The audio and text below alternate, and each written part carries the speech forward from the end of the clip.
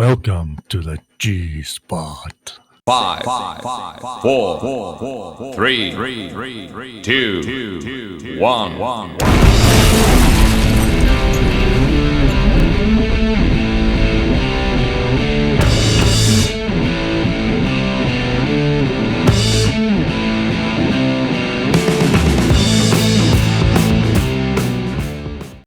Hello everybody and welcome to Dynamic GT League's G-Spot for G31, where we get to look at some stuff. Joining me is Ray. How are you, Ray? Yeah, I'm doing good. Good. Would you like to explain to the... Is this the first G-Spot of the season? It is, Like yes. Yeah, it is, yeah. Round two? Yeah. We've already got G-Spot. Yeah, well, half of it's from round one. So it's my first G-Spot in years. But, the G-Spot is where the wonderful and weird things that happen within the races that we spot or people tell us about. or that we Also- want to see about, that we didn't Or get want to to see see. on the footage. And some educational parts and some stewarding parts. Talking about educational, always remember I before E except after C. Well, actually, science has just proven that.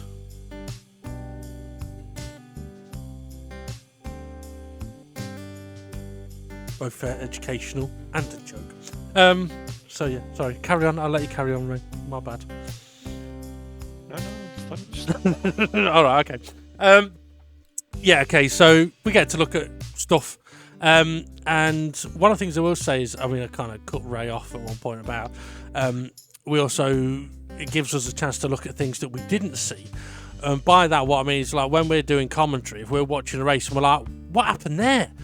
Like, maybe we saw a car go flying across the screen, or we saw someone on the timing tower dropping positions, but we didn't. It gives us an opportunity to go and have a cheeky look, but also we get to have a look at perhaps good things that people do. And as Ray said, it is the first one of this season. So I suppose, really, Ray, we need to kind of crack on, don't we? Yep. Yep. You all right there? You seem very distracted. So why does science not follow the eye before E? That's why you're distracted. You're still trying to work. Right, okay. Right, always remember I before E except after C. So, It was never intended to cover height and height or science, as the I and the EI combinations in these words don't rhyme with E. yeah. What? So, right, okay, well, listen. Oh, fuck The old saying used to be, always remember I before E except after C. So, if there was a C, it'd be EI. Yeah? Uh-huh. But in science, it's spelled SCIE, not EI.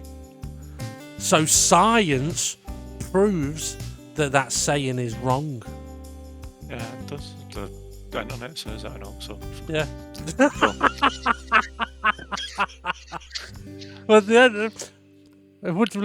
going to say, one of my nieces had never heard of the I before E, and to be fair, rightly so, because it's a load of bullshit.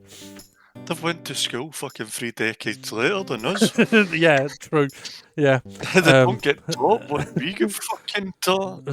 No. I think they've thrown algebra out the fucking window and all. Oh, well, Holly tried explaining to me something about, like, some Chinese diagonal maths, and I was like, you know what? Smart people invented a calculator for a fucking reason. And also, even smarter people invented a phone with a calculator on it. And now, even smarter people have created something that I can just ask how something is added up. Alexa. Exactly. Have you seen this? I think the wee boy's Scottish, and he's going, Alexa, what's 2 + 4? And he's writing it down. It's his homework. Oh yes, I have seen. His mum's standing there behind him. She's like, that's not how we do your homework, and you're doing that again. I think that's using your initiative. That is a genius in the making. Now, the real genius would be for someone to name their daughter Alexa. And then anytime anyone says anything like that, you go, I don't know, check it, you hook yourself. Right, okay, so let's crack up, shall we, with the first G of the season. In 3, 2, 1, let's go. G1, race 1, if you no longer go for a gap. Wait, that's the wrong way. Okay, so we're going to have a look at Twilight from race 1. We'll get a bit of a wobble on.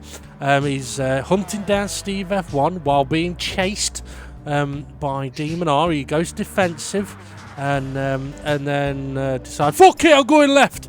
Oh, yeah, I remember. Now, as we look at this, Twilight did get a wobble on the curb there. Maybe took a bit too much to the curb, but got the wobble on. That's what put him under pressure from Demon R.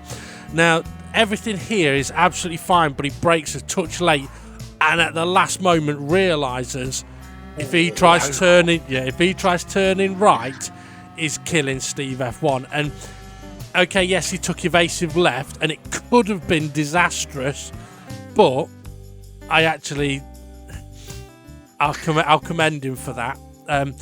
For anyone that has played Gran Turismo Sport, you'll remember that before you could go online, you had to watch some video where the guy kept going, racing etiquette is all about having good etiquette, and good etiquette is knowing when you're fucked up and avoiding it. And it's a really boring video, but Twilight did exactly what he should have done there.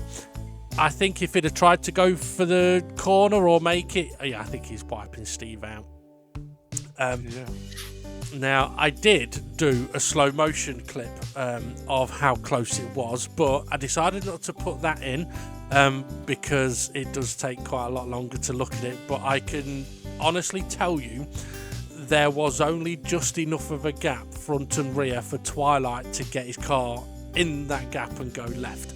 And he didn't touch the car. Boy, here. It absolutely was. But no, fair play to Twilight. Well done. Did really well to avoid carnage there. Although next time, fucking fake him out. No, I don't mean that. I hope you get your tenner back. Yeah, well, yeah, should get a refund on that one. Right. Did you? That 30-day guarantee on that? Yeah. Well, it was a 14-day trial period. Right, okay, we'll move on swiftly to the next one. In 3, 2, 1, let's go. G2, race 1, where it all went flat packed. Okay, so we're having a look at Jason here. Up the inside, going around the corner. Oh, gets a nudge from Art Pallard, around she blows. Now, I remember at the time, so this is what happened to Jason at the end of the race, but I remember at the time, it looked like he was parked up here for a long time, but actually, he wasn't. He was still in motion. He's just staying out of the way for other oncoming cars. So, well done to Jason for sort of not just jumping back out on the track. So let's have a look at what caused Jason to sort of plummet a bit. So he's having a look up the inside of Dave. Everything's fine. Oh, a little bit close. Oh, now interesting. It's like the fucking Gary, isn't it? I can't remember. I can't remember the Gary.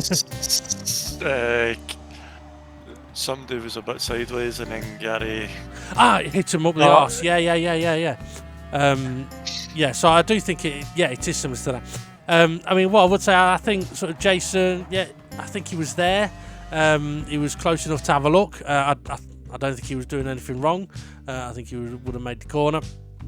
Dave Pratt. Or a wee bit of a racing incident there, maybe. Yeah, maybe. I mean, I've not obviously looked at like exactly what gaps are there or anything like that. But I mean, from a quick glance, it does kind of look a little bit like Dave may have just squeezed Jason a bit much, and once Jason was on that curb, it's put Jason sideways, and once Jason's sideways, he's ended up slowing down, and Art Pal's tagged him. I mean, racing incident, maybe. I don't know.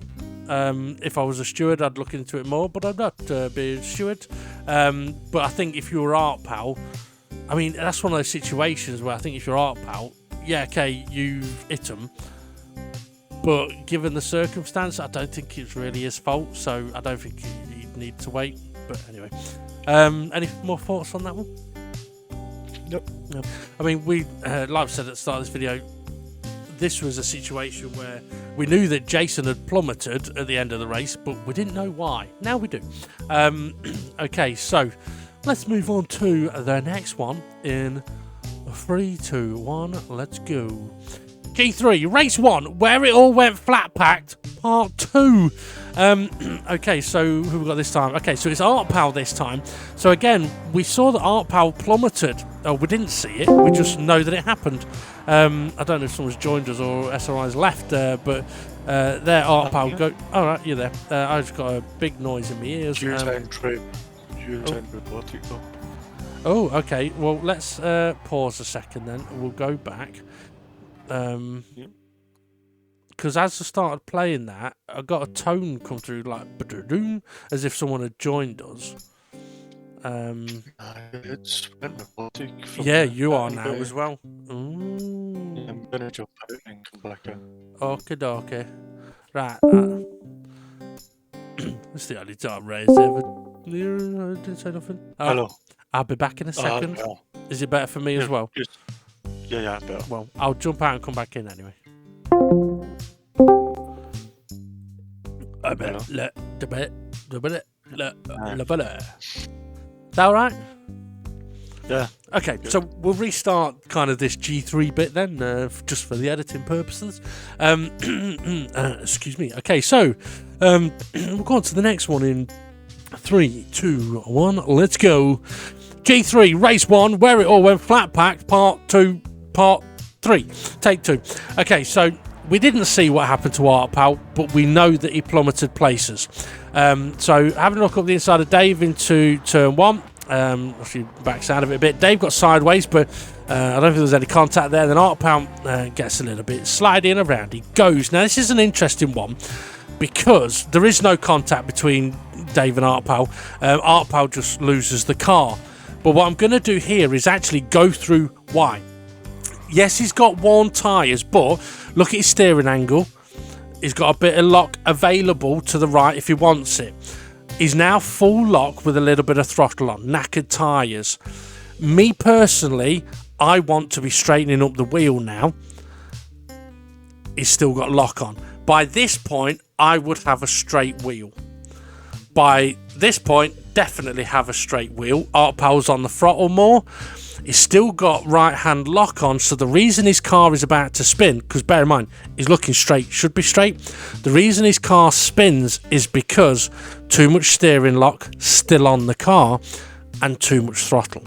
It's not that he had too much steering lock on in the middle of the corner, it's that he didn't take the steering lock off when he started putting the throttle on. Now, when you slow it down into slow motion like that, it's very easy to see, oh, well, his car's facing straight up the road, his steering wheel should be straight. But remember, folks, that does happen in a split second. But it's one of those things, it's a perfect reminder of, or not just a reminder, it's a perfect insight into why sometimes a car will spin on the exit of a corner when you haven't really done anything wrong, you don't think? There's not really much of an explanation. Because it's one of those things where, yes, his tyres were knackered, but if his steering wheel had been straight, it'd have been okay. Anything to add on there, Ray? No. Okay.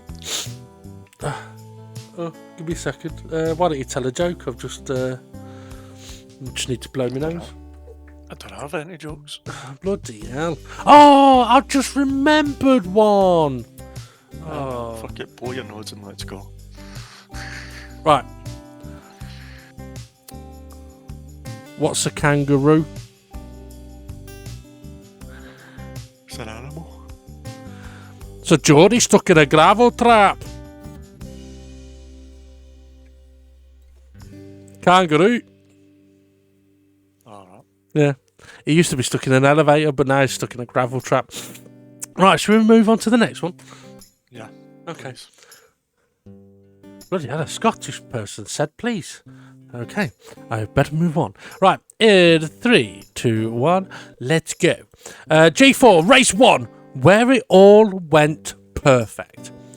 Now, this is Twilight. Bear in mind, this is leading on to the last lap of the race. And he only took 8th place on the previous lap. Twilight pitted with about 4 or 5 minutes to go. And let's just have a look at what happens for him here. This is where we're going to see Art Pal spin. Twilight just misses him. And what we're going to see up into turn 2 is a perfect example of 2 or 3 cars on worn tyres doing exactly what we were talking about at the end of the race the other day. Unable to make the apex. All 3 of them. Twilight manages to sneak up the inside. Nothing wrong with the overtake there. The tiny bit of contact with Dave, but there's nothing in that. Lovely move from Twilight there. Got Connor ahead of him. How does Connor get on down into turn 2? Oh, Smokey, not making the apex. Can't get that power down. Twilight gets through. This is a perfect example of like what we're saying about the different tyre wears. Now, Twilight is going to close up towards Steve F1 a bit. And I do genuinely think that had there been another lap, Twilight could have won this race, because the amount of grip he's got at this moment compared to everybody else is phenomenal. It's ridiculous. And this is kind of what we were saying in the race as well, about it doesn't matter how many pit stops you do, it's that last one that's important. And for Twilight, he would have thought he was out of the race pitting when he did. But to come through like that, take 3rd place in the way that he did, absolutely brilliant. So as shocking as his evasive situation was earlier, that was complete opposite, absolutely brilliant. That's great. Well done. Yep. Right, okay, so we're going to go on to the next one, I think, unless there's anything you want to add into that, right? Yeah, it's, like you say, it's a perfect example of getting that last pit stop right. Yep. Well, I don't know if he got it right or he was forced to make a pit stop. Well, bear in mind, we haven't on this G-Spot covered the fact that at Brazil, Twilight did what he wanted to probably be his last pit stop and told it not to change the tyres. We've not covered that on this week's G-Spot, and we won't cover it on next week's either, but I just thought maybe we should mention that we haven't covered it. Yeah. Tyres? Question? Do you want tyres? Or do you want a burger and fries? Do you want to win the race or not? Okay, we'll move on to the next one. Now, this next one, Ray, I'm going to introduce it, and then we're not going to watch anything of it. So, let's get ready in 3, 2, 1, let's go. G5, race 2, fair or not fair? That is the question. Copy. Okay, so this is one that I believe has been reported, although it doesn't really, I don't know, it doesn't necessarily sort of fully read as a report. I suppose this is the point where I should have said, do you want to read what was reported, Ray? Because we're not going to look into it now, but it'd be interesting to put the report out, and then when the stewards have done their thing, I'll update the video. Okay, yep, just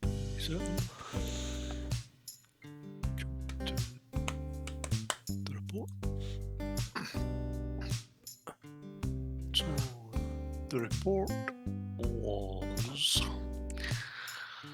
a bit of a technical one. This at 4:27, Gary is behind SRI, and the corner is curving left. Art Pal is on the outside of Gary, maybe to avoid going into the back of SRI. Does Gary straighten his wheel to avoid SR? Does Gary avoid? What? Does Gary straighten his wheel to avoid SRI, but in doing so, bumping Artpal out of the way? Should Gary have had to slow his car instead of coming to the right of the track and bumping Artpal? Not easy to understand exactly everything you said there, and it's not all your fault. It's not the easiest message to read. But it is one that we'll let the stewards have a look at. I mean, I have had a look at it. I don't think there's a whole lot in it. I think it's an interesting one, though, to have a look at. Well, having a look at it, and you fucking have a look at it. Well, I had to record it. I can't, if I record it with my eyes closed. I'm not. Fuck knows what we're watching. We'll be watching some dodgy fucking porno. But yeah, it'll be interesting to see what the stewards make of that one. So for me and Ray, though, right at this moment in time, we are not going to take any notice of it whatsoever. Okay, so just to quickly recap, from TLC Race 1, time 40.27 from Artpal. Bit of a technical one this, but at 40.27, Gary's behind SRI and the corner is curving left. Artpal is on his outside of Gary, maybe to avoid going into the back of SRI. Does Gary straighten his wheel to avoid SRI, but in doing so, bumping Artpal out of the way? Should Gary have had to slow his car instead of coming to the right of the track and bumping Artpal? Well, here's the answer from the stewards. So the stewards' view, in answer to the question, should someone in that situation slow down or just move sideways, they should slow down if there is no space to cleanly move into. Now, the steward's verdict is no penalties necessary for this particular incident, as the stewards didn't feel it impacted the finishing positions of the drivers involved. There may also have been other factors, i.e. a bit of wobble on curb, but also bump draft from behind. So we've not had a look at anything just yet on the G-Spot, and we'll go and have a look at a little bit of footage now. Okay, so this was on the last lap of the race for the pack, and it's very close from Jason in fourth all the way to the back. So we've got Artpal and Gary sort of going side by side here, just behind SRI, and it's difficult to see anything that really happens on this particular view because whatever happens is right, there's a little bit of contact between Artpal and Gary. So we'll have a look from this particular angle from Artpal. So Gary's on the left, bit of a wobble on the curb, I believe there. Gary's got the slipstream from SRI, gets a little nudge from behind just as that wobble happens, and then Gary manages to squeeze through. So there's the wobble on the curb that I mentioned. Gary's got the slipstream. There's a bit of a bump from behind. I think there was another one as well, but difficult to see from that view. So what the stewards are basically saying is, in this situation, a car in Gary's position can't just move right to try and overtake. You can't do that. If there's a car there, you've got to give that car the space. You've got to leave that car there. So as I said, the answer from the stewards was, in a situation like that, yeah, a car in Gary's position can only move to the side if there isn't a car there, and there's the space to do it.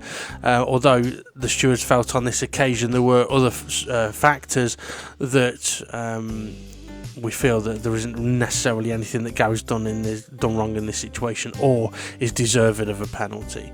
But I can fully understand why Artpal would ask for a question on that one. And yeah, if we want more detail into it, all you have to do is ask and send it to the page, and we'll see what happens. And we shall move on to the next one. Yep, just find that.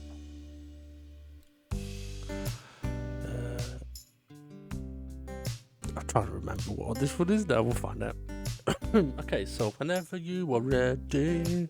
Actually, while we're waiting, what does a triangle call a circle? Pointless. Right, I'm ready.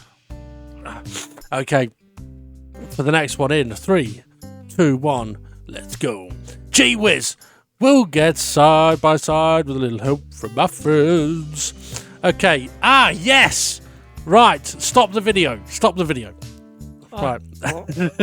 Sorry. Okay. Right. The reason I'm stopping this is because I do want to talk about this before we go into it. Okay. At the end of... Oh, what race was it? That's Red Bull. I know that's Red Bull. This isn't race footage that we're about to have a look at. This is staged footage, example footage. Okay. I think it was it on the last championship? I think it might have been. We had the race at Blue Moon Bay in Field A, and we had the conversation about cars side by side through the double left-hand hairpin. Yeah. Okay, so what I've kind of manufactured here is an example of what I meant, so that we could be clear on it, and some bad examples as well. But also, I wanted to show this because it was something that we talked about and we said that we would talk about.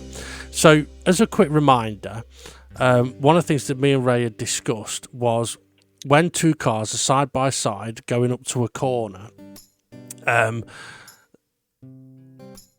trying to think how to word this without being a big. Okay, when two cars are headed towards a corner side by side, obviously both cars are expected to give each other room. Now, the normal racing etiquette would be that the car on the inside gets as close to the apex as they can, and the car on the outside doesn't try getting to the apex. And then on the exit of the corner, the car on the inside leaves plenty of room on the exit for the car that's on the outside. Now, expanding on that a little bit, one of the things that I'd said was That's that... not Sunday's corner. Is that the thing you're getting? Yeah.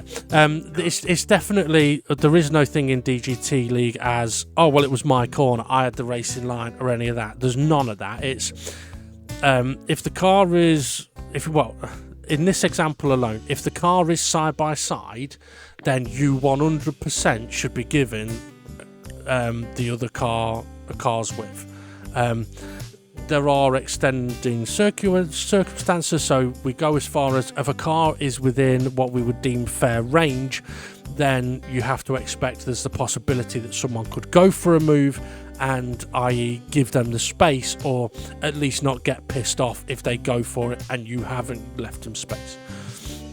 Okay, but for this example alone, this is about, or what I tried to say at the time was about two cars that are fully in control, and what they could technically do if they wanted. Now, this may re-spark a conversation between us, but I have no issue with that, because if it means it's something we end up taking to the admins and going, right, we do want to make sure that no one does this, then absolutely fine. But in the current climate of DGT League and what I would say motor racing is, the rule of what we're about to see in normal motorsport is that a car on the inside could, if they wish, make the car on the outside take a very long route around the corner, as long as they have given them the space all the way around the corner to do so. So, i.e., the car on the inside doesn't turn in towards the apex by choice, but leaves the car's width on the outside for the other car at all times. Now, that's obviously, in real motorsport, you can do that. Technically, with us, I would say you could do that. However, it's a dick move to do.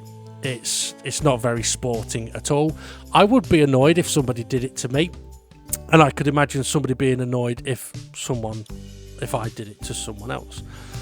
But this is why I think it's worth looking at. So what we're actually going to have a look at here is two cars going side by side into Red Bull Rings Turn 2, where the car on the inside is fully in control of their car, and takes that wide line around the corner, leaving space for the other car.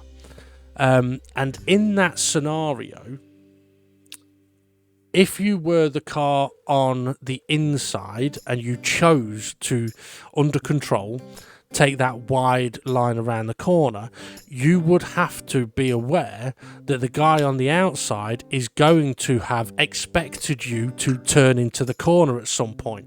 So you're probably going to get turned in on.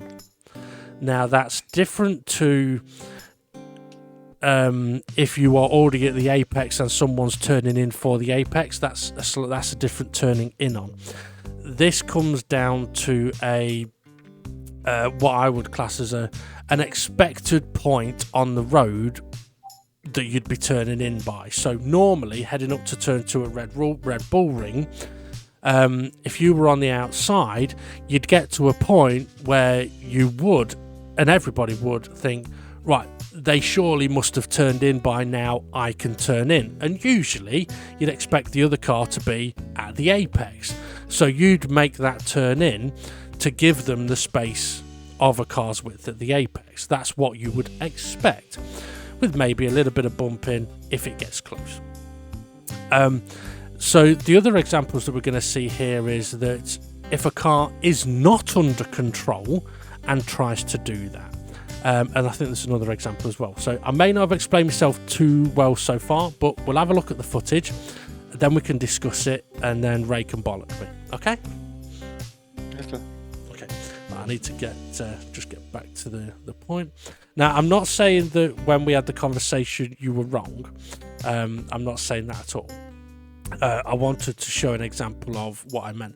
But also, when we discussed it last time, I think Rich and someone else were in a similar situation where Rich hugged the inside as well. So, but we'll have a look at this. So onto the footage in 3, 2, 1, let's go. Okay, so we've got two cars. They're going slow, but side by side, and you would expect the car on the inside, the orange one, to turn in for the corner, but doesn't. So they choose to take that wide line, but leaving a car's width all the way round. So technically, nothing wrong with that. However, it's a bit of a dick move. Now, on this particular replay, they're not going to leave the room. So that would be 100% wrong, because they didn't leave a car's width on the exit of the corner. So, and I've not trimmed this bit of footage down. My apologies.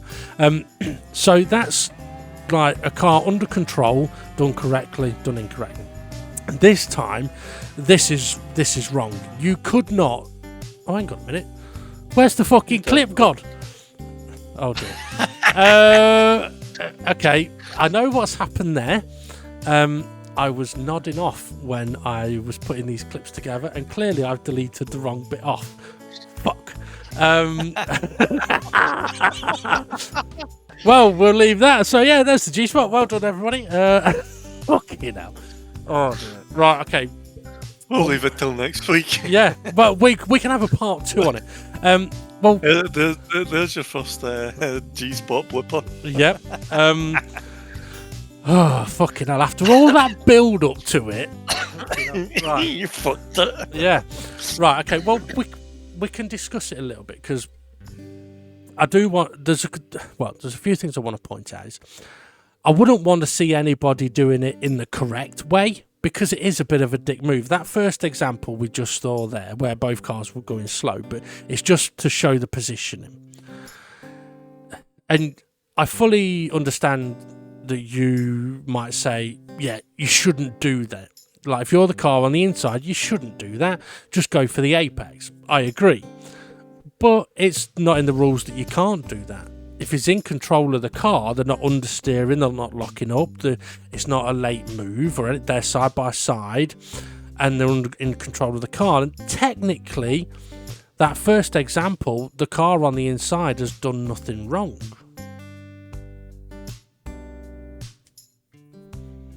But could be called a dick for doing it.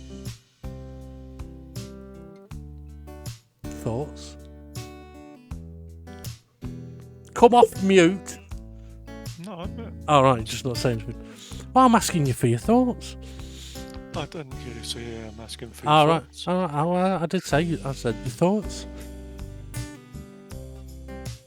My shorts? Not your shorts. Your thoughts. Yeah, as long as there's a car with and you don't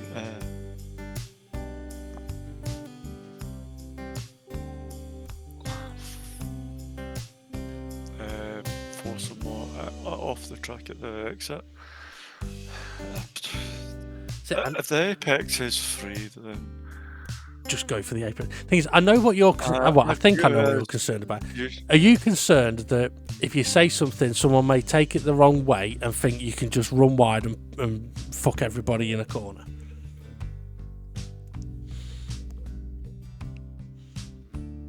Yeah. Right. Okay, I understand that. I don't think there's really anything you could say here that would make someone think that you can just push people off the track or out wide or be a dick. And anyone that watches this and goes, okay, so I can do this then, you won't be doing it for very long because it is very, very unsportsmanlike. And it's also like the person on the outside try to figure out, are they going to turn for the apex is free for them, so they should be turning, and I can kind of, I'll turn a wee bit later, but I'll be that close to them, and then, but this person isn't, so they could be going, well, he's not turned for the apex, so he's not really giving me. You were going to say he's not really giving me space, but But the space is there, but I can't think of the word. I know you can't.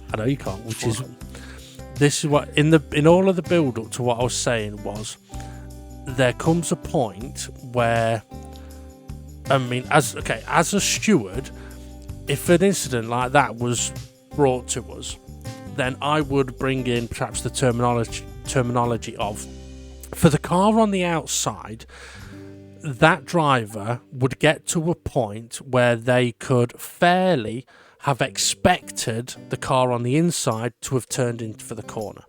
So a point of expectation, so to speak. That being the car on the inside is going to turn in for a corner. Now, normally, two cars going up there side by side, the car on the outside knows he's got to leave a car's width on the inside, so their expected turn-in point would potentially be a car width beyond the normal turn-in point. So they would turn in at a point to leave that car's width at the apex, and when they do that, they would have expected the car on the inside to have already turned in to make the apex. Now, if that driver on the inside chooses to continue straight and run that wider line, the point of expected turn will at some point be passed. And that's where I think as a steward you could go, right, okay, if the car on the outside just turned in towards the apex as if the other car wasn't there, you go, well, you can't do that. You can't just turn in on someone.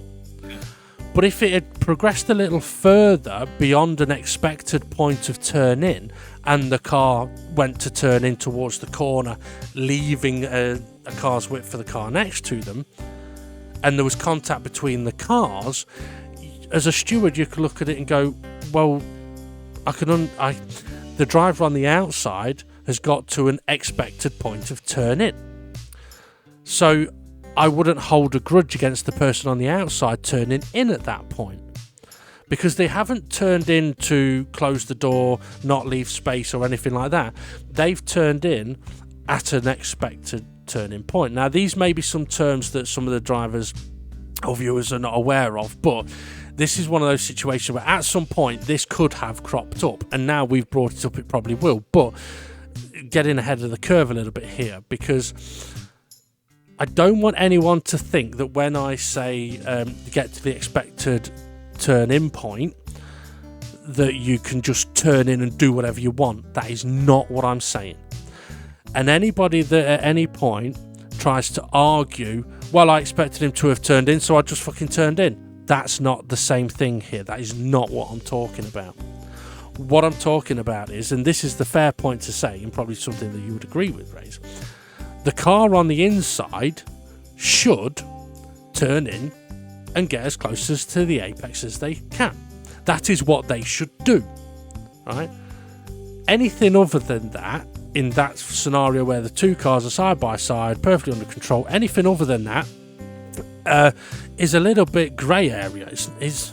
You go from turning in and making the apex no problem to, okay, you may run a little deep, there may be a bit of contact, but everything's good, no harm, no foul, to, okay, you're running a wide line now on purpose, you're just being a dick, and it's not very sporting. So they're more the scenario here than anything else. So the car on the inside should be turning in to make the apex, which means the car on the outside would be expecting the car on the inside to turn in and go for the apex. So if the car on the inside doesn't do what is expected and chooses to drive on a little straighter, the car on the outside may realise that and go, oh fuck, they've not turned in yet, and may not turn in and may hold off a moment. And if the inside car continues to go on the wider line, it may be possible for the car on the outside to have not realised that they're still going straight on, and at some point attempt to get around the corner, because you have to steer around the corner at some point. However, this would only be technically okay if the car on the inside was 100% fully in control of their car. If they have the tiniest lockup, the tiniest bit of understeer, the tiniest bit of oversteer, leave less than a car's width of space, you're fucked. Because not only are you being unsporting, but you fucked it up as well. So this is something that I do want to point out, and I want to emphasise. I know Ray's concerned that people might think, oh, it's okay to do this. It technically you can, but if you get it wrong, we'll fucking throw the book at you. Because if you understeer, if you understeer, oversteer, lock up, go straight on, don't leave space or anything like that, you're in line for getting a penalty. It would be unsporting, an unfair overtake, and potentially even being a dick. Now, that doesn't mean that if somebody goes deep into a corner by accident, locking up and goes straight on, that they are being a dick and we're going to ban them. Shit just happens sometimes in racing. There's a difference between shit just happening and what we're describing here. I mean, let's put it this way. Even if you shagged two twins that were identical, I bet there's still some differences. Yeah. Right, okay. Feel free to say anything you want. I don't know if I've explained myself too well there, but it's okay, folks, because there's going to be another part of this in a few weeks' time. Yeah, we'll leave it to part 2. Yeah. I mean, I wouldn't have an issue with the admins looking at this and going, actually, yeah, we don't want people doing that. So although technically you could do it as long as you're fully in control, we don't want people doing that. I call it the Rosberg move, from when Rosberg and Hamilton did it at Red Bull Ring Turn 2, but Rosberg did it in a way and ran Lewis Hamilton off the road, which was, for me, a double no-no. Yeah. Anything else to add? Nope. No. Would you like me to just delete that whole final section because you fear that people may think it's fine to do weird shit? No, keep it up, because then the admins can have a chat about it after part 2. Oh, fair enough. That is true. Remember, it's not just me. There's 4 of us. Yeah, two of us are co-owners, but we all always class as 4. Mm-hmm. So it's not It's not just It's one not person's my opinion. fucking leak. I don't know why No. people think that. I'm like, it's Well- not a leak. It's not what I want. It's what it's a democracy between 4 people.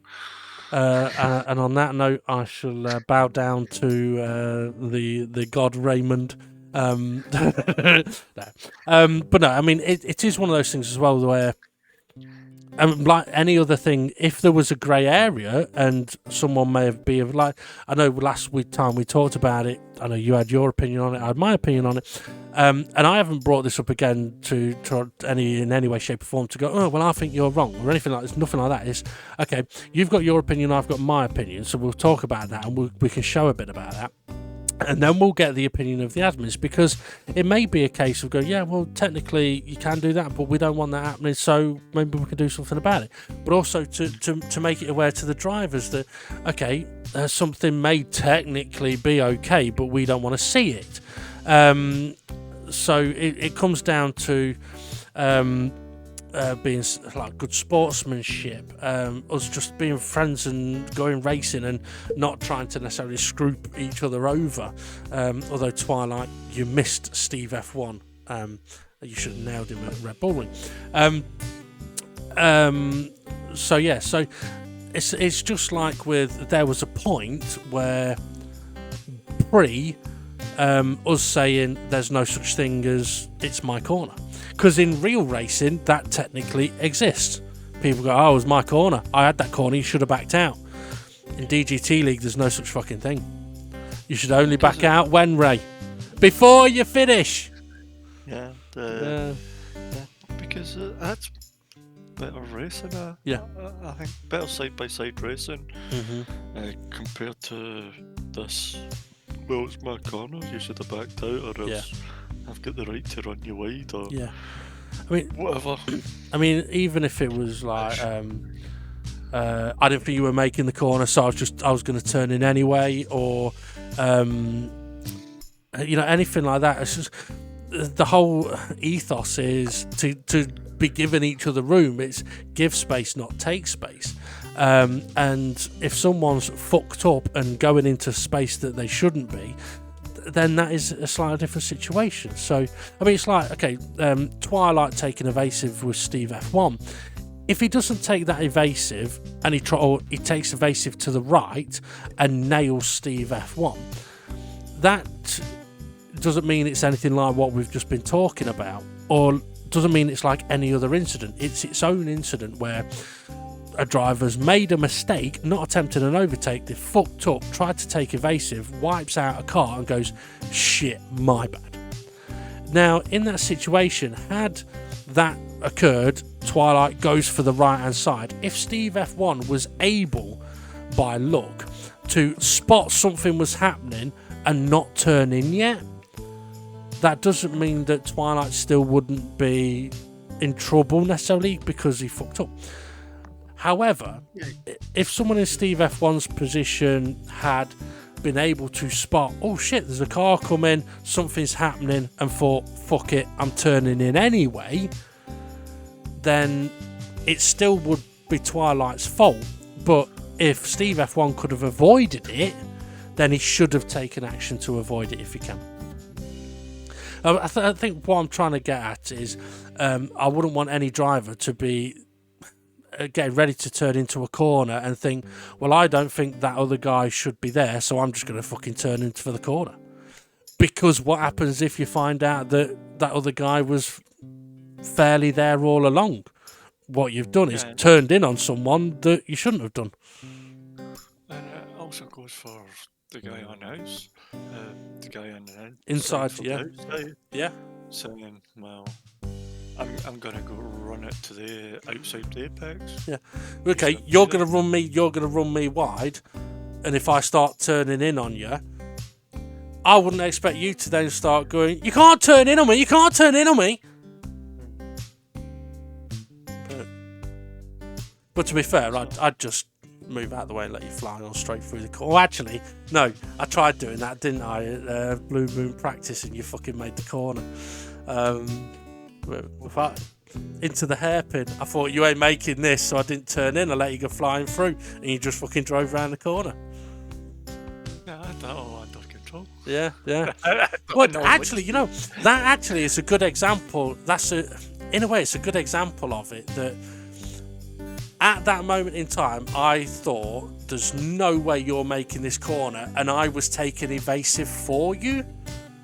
But in actual fact, you made the corner absolutely fine. So that's one of those where, had I turned in at that point, you, I would guess, could understandably go, okay, maybe you didn't realise I was making the move, no problem.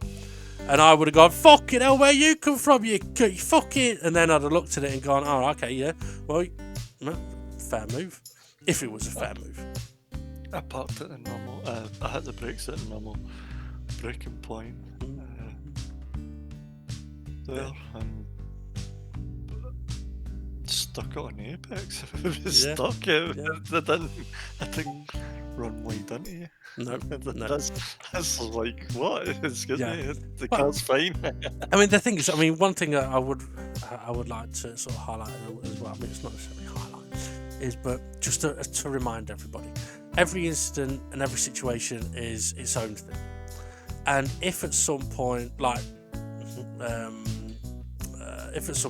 we might say something like, oh, well, he's banged on the brakes late, a bit of a late move, but he's managed to make the apex, that's a good move. It doesn't mean that somebody attempting to do the same thing on a different corner is a good move as well. You can't just dive bomb anyone and go, well, I was making the corner. No, you got to be within fair range. Exactly. Yeah. Sure, it was in fair range. I can't remember. Well, I don't know. It was kind of, for me, it was like Aliens. Aliens, where it's like they're getting closer. They're in the room. It was like that. Yeah. I think it was in fair range. And, yeah. It's I can't. What brake? Well, I had my angle to hit the apex as I'm coming off the brakes. I don't know, you seem to have left. But that may have been you not turning in at the time. Yeah, maybe. No, that's what it is. Maybe I just thought, well, it's SRI behind me, he's not fast enough. But, yeah. Fuck off. But I mean, Enfield Day is one of my good tracks. But I mean, we had a battle the last time there, did we? I think we did. Yeah, you fuck over, did you? Yeah, fuck off. You beat me there. But yeah, I mean, we won't touch on that. Right, I'm depressed now. But yeah, so I suppose all I'm just trying to sort of add on there was the,